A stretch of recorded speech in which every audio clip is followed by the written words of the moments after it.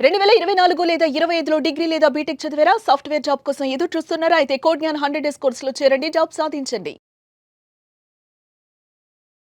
నమస్కారం అలగరి రవీంద్రనాథ్ గారు. నమస్తే అండి సిరి గారు. సార్, భార్య భర్తల్లో భర్త మరణాంతరం భర్త యొక్క ఆస్తి భార్య అమ్ముకునే హక్కు ఉంటుందా? దీని గురించి చట్టాలు ఏం చెప్తున్నాయి? ఎవరైనా కూడా ఇలా లీగల్‌గా ప్రొసీడ్ అవ్వాలి అనుకుంటే ప్రొసీజర్ ఎలా ఉంటుంది సార్? భార్యాభర్తల్లో భర్త మరణాంతరం ఆ యొక్క ప్రాపర్టీ మీద భార్యకు హక్కులు ఉంటాయా అన్నది మనం క్వశ్చన్ తీసుకోగలిగితే, ఇటీవల కాలంలో దీనికి సంబంధించి కోర్టుల్లో అనేక రకాలైనటువంటి వివాదాలు అయితే పూర్తిగా వస్తూ ఉన్నాయి. రకరకాల వివాదాలు ప్రతిరోజు కొన్ని కేసులు వస్తున్నాయి.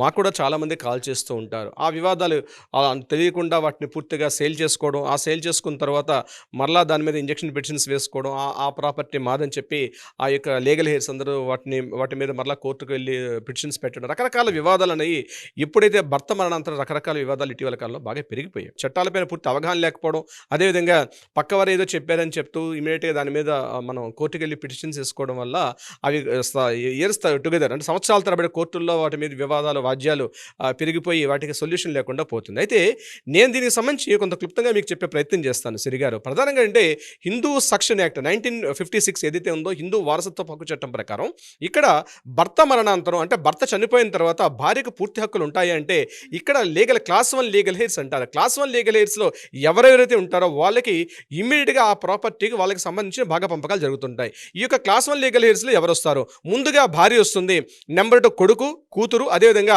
చనిపోయినటువంటి భర్త యొక్క తల్లిగారు ఉంటే ఆ తల్లిగారు కూడా వచ్చే అవకాశం ఉంటుంది. వీళ్ళని క్లాస్ 1 లీగల్ హెయిర్స్ అంటారు. అంటే భార్య, కొడుకు, కూతురు, అదేవిధంగా చనిపోయినటువంటి వ్యక్తి యొక్క తల్లి, ఈ నలుగురిని కూడా క్లాస్ 1 లీగల్ హెయిర్స్ అంటారు. క్లాస్ 1 లీగల్ హెయిర్స్ లేకపోతే క్లాస్ 2 వస్తారు. దాని ప్రొసీడింగ్స్ వేరే ఎపిసోడ్లో నేను మాట్లాడతాను.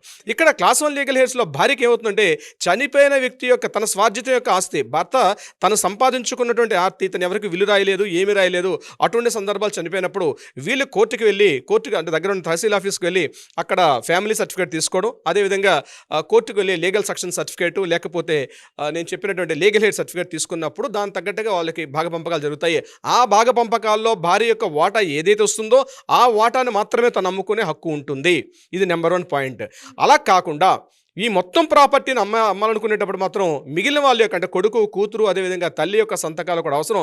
అటువంటప్పుడు మాత్రమే ఆ ప్రాపర్టీ మీద చెల్లుబాటు అవుతుంది అధికారికంగా.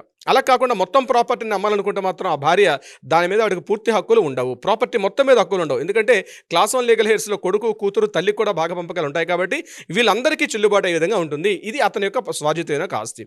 అలా కాకుండా నెంబర్ 2 అంటే హెచ్యుఎఫ్ అంటారు. అంటే హెచ్యుఎఫ్ అంటే హిందూ అన్డివైడెడ్ ఫ్యామిలీ సంబంధించింది. అంటే అవిభాజ్యని హిందూ చట్టం ఏమని చెప్తుంది ఇక్కడ అంటే ఏన్సెస్ట్రల్ ప్రాపర్టీకి వచ్చేటప్పుడు ఆ భర్తకి ఏదైతే తన యొక్క తల్లిదండ్రుల నుంచి తన పూర్వీకుల నుంచి ఏదైతే ఆస్తి చెందుతూ ఉందో మరణాంతరం ఆ యొక్క భర్త అనుకోని సందర్భాల్లో ఏదైనా భర్త మరణిస్తే వాటి మీద పూర్తి హక్కు కూడా భార్యకు చెందదు.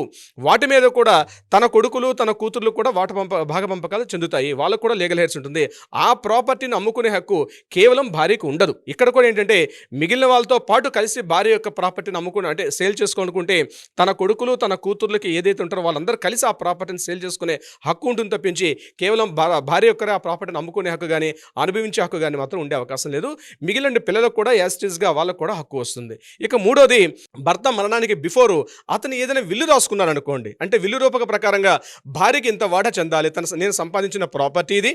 ఎందుకంటే వీలునామా రాసేటప్పుడు ఏం చేస్తారంటే వీలునామాలో ఉన్న క్లాజ్ ఏంటి, తన ప్రాపర్టీ మీద మాత్రమే తను రాసే హక్కు ఉంటుంది. తన పూర్వీకుల నుంచి వచ్చే ఆస్తిని మాత్రం ఎప్పుడు కూడా వీలునామా రాయరు. తన స్వార్జితమైన ఆస్తి ఉందో దాన్ని మాత్రం వీలునామా రాస్తారు, విల్ డీడ్ రాస్తారు. సో వీలునామాలో తన స్వార్జితమైన ఆస్తిని రాసే హక్కు ఉంది కాబట్టి నేను సంపాదించుకున్న ఆస్తి ఇది భార్యకి చెందుతుంది అని విల్లుపూర్వకంగా పూర్తిగా భార్యకు కొంత హక్కులు సంక్రమించినప్పుడు ఆ ప్రాపర్టీ మీద పూర్తిగా అటువంటి సందర్భాల్లో మాత్రమే భార్యకి హక్కులు ఉంటాయి. ఎంత ప్రాపర్టీ మేరకు రాస్తే ఆ ప్రాపర్టీ మీద పూర్తి హక్కులు ఉంటాయి. ఆ ప్రాపర్టీని ఆవిడ అనుభవించుకోవచ్చు, లేకపోతే ఆ ప్రాపర్టీని సేల్ చేసే అధికారం కూడా భార్యకు అటువంటి సందర్భంలో మాత్రమే ఉంటుంది. మిగిలిన విల్డీడ్లో ఎవరెవరికైతే రాస్తారో వాళ్ళందరూ కూడా హక్కులు ఉంటాయి యాస్టీస్గా. సో ఇప్పుడు నేను చెప్పినట్టుగా 3 రకాలుగా ఉంటుంది. ఒకటి నేను ముందుగా చెప్పినట్టు పిల్లలకి అంటే భాగ పంపకాల్లో పిల్లలకి హక్కు ఉంటుంది. At the same time undivided property అయితే వాళ్ళకి రకంగా ఉంటుంది, వీలునామా రాసినట్లయితే ఈ రకంగా ఉంటుంది. ఇది నేను చెప్పేది కేవలం హిందూ మతానికి సంబంధించి హిందూ సక్షన్ యాక్ట్ 1956 ఏదైతే ఉందో దానికి సంబంధించి మాత్రమే ఇటువంటి ఇది కాకుండా ముస్లిం యొక్క పర్సనల్ 1936 ప్రకారం ముస్లిం షరీత్ లా అంటారు, ముస్లిం పర్సనల్ లా అంటారు. దాని ప్రకారం అయితే భర్త మరణాంతరం ముస్లిమ్స్ యొక్క లా ప్రకారం భర్త మరణాంతరం భార్యకు 1/3 ఆర్ 1/4 వచ్చే అవకాశం ఉంటుంది. ఎప్పుడైతే తన వాటా వస్తుందో ఆ వాటా మీద తను అమ్ముకోవచ్చు, లేదా తను పూర్తిగా అనుభవించే హక్కు కూడా ఉండే అవకాశం ఉంటుంది తనకి ఏదైతే షరీత్ లా ప్రకారం వచ్చే చట్టాల ప్రకారం. అది కాకుండా క్రిస్టియన్స్ ఆర్ పార్సీస్కి వీళ్ళకి వేరే విధంగా ఉంటుంది. వీళ్ళకి 1925 యాక్ట్ ప్రకారం క్రిస్టియన్స్ పార్సీస్కి అయితే ఇందులో కూడా వీళ్ళకి 1/3 ఆర్ 2/3 వచ్చే అవకాశం ఉంటుంది భార్యకు ఆ యొక్క ప్రాపర్టీ మీద.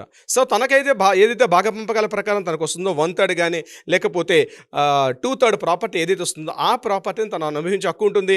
అదేవిధంగా తన ప్రాపర్టీని తను సేల్ చేసుకునే హక్కును కూడా కలిగి ఉంటుంది భార్య అక్కడ. సో ఇక్కడ నేను చెప్పినటువంటి సెక్షన్స్ ఏంటి, ఇందులో కూడా హిందూ సెక్షన్ యాక్ట్ ప్రకారం అయితే సెక్షన్ 8, సెక్షన్ 9, అదే సెక్షన్ 14 అండ్ సెక్షన్ 15 ఈ యొక్క సెక్షన్స్ అన్ని కూడా ఇప్పుడు నేను చెప్పినటువంటి వివరాలన్నీ కూడా క్లియర్గా చెప్తూ ఉంటాయి ఏ రకంగా భాగ పంపకాలు చెందాలి అని చెప్పి. అయితే ఏదేమైనప్పుడు కూడా ఒకసారి భాగ పంపకాలు జరిగిన తర్వాత టోటల్గా ఆ ప్రాపర్టీని మ్యూటేషన్ ద్వారా మాత్రమే, అంటే రెవెన్యూ రికార్డ్స్లో తన పేరు నమోదు చేసుకోవడం ద్వారా, యాజమాన్య హక్కులను బదిలీ చేసుకోవడం ద్వారా మాత్రమే ఆ ప్రాపర్టీని హక్కుగా అనిపించవచ్చు.